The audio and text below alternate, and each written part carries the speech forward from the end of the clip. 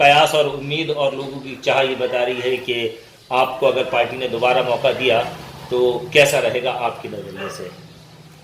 देखिए, निकाय चुनाव की सीट आरक्षित हुई है, इससे लोगों में एक हर्ष है, उल्लास है।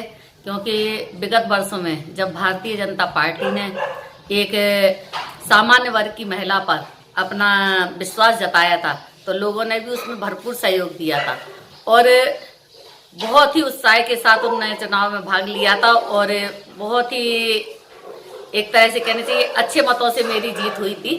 तो ये जनता का विश्वास ही था कि एक मध्यम वर्ग की महिला या मध्यम वर्ग के जो लोग हैं यदि चुनाव लड़ते हैं तो उनकी समस्याओं का निराकरण होता है, इसलिए लोगों में उत्साह था।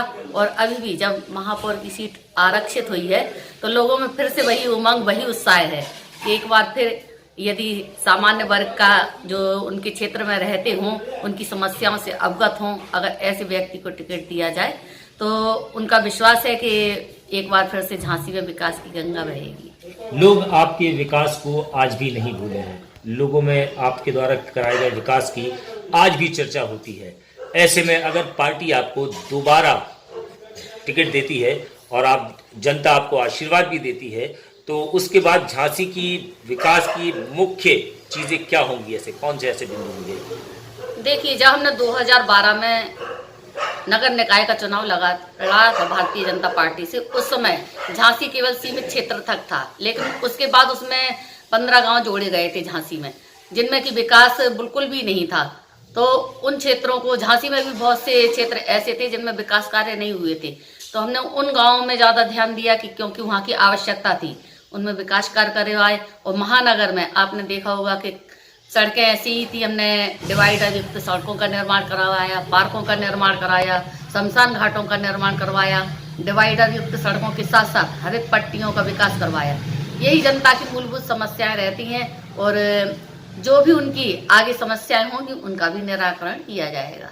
झांसी इस वक्त स्मार्ट सिटी है, ठीक, लेकिन स्मार्ट सिटी के तहत आने वाले विकास कार्य बहुत ही धीमी गति से चल रहे हैं। ऐसे में आपके जीतने के बाद आप इस स्मार्ट सिटी के लोगों को, झांसी का जो सपना है उसको कितनी जल्दी साकार करने की कोशिश करेंगे? देखिए, मेरे ही कार्यकाल में भारतीय जनता पार्टी के द्वारा स्मार्ट सिटी जब चयन का समय आया था, तब झांसी की जनता ने, व्यापारियों ने, सभी लोगों ने बहुत सहयोग किया और वह झांसी स्मार्ट सिटी में शामिल हुई। उसमें जो भी योजनाएं थी, हर क्षेत्र की अलग अलग समस्याएं थी, उन समस्याओं को समाहित किया गया और नई नई योजनाएं लाई गई। अमृत योजना भी लाई गई, जिससे कि यहाँ बुंदेलखंड में जो पानी की समस्या थी उसको दूर किया जाए। तो वो सब योजनाएं धरातल पर उतरी हैं, लेकिन चल रही हैं। अगर मुझे दोबारा मौका मिला तो उन सपनों को साकार करने का पुनः प्रयास करूंगी जो हमने सोचे थे। दोबारा आपने कहा है अवसर मिला तो दोबारा जैसे आपको पार्टी टिकट देती है, चुनाव लड़ाती है, आपकी जीत होती है, तो ऐसे कौन से वो कार्य हैं जिस समय पिछले कार्यकाल में आपसे छूट गए थे या समय नहीं था, समय अवधि पूरी हो गई थी आपकी और फिर चुनाव आए, सीट बदल गई, तो वो खाका आपके दिमाग में है कि अगर अब फिर से वो मौका मिलता है तो मेरे छूटे हुए जो कार्य थे मैं पूरी कराऊंगी? वो ऐसे कौन से कार्य हैं जो आप करा पाएंगी? अब विकास एक निरंतर सतत प्रक्रिया है चलने वाली, और हर समय एक नई योजनाएं, नई समस्याएं हमारे साथ में होती हैं कि हमें और आगे क्या करना है। जैसे स्मार्ट सिटी में शामिल किया गया था, तो स्मार्ट सिटी में एक मेन समस्या थी झांसी की पार्किंग की समस्या, कि पार्किंग झांसी में नहीं है।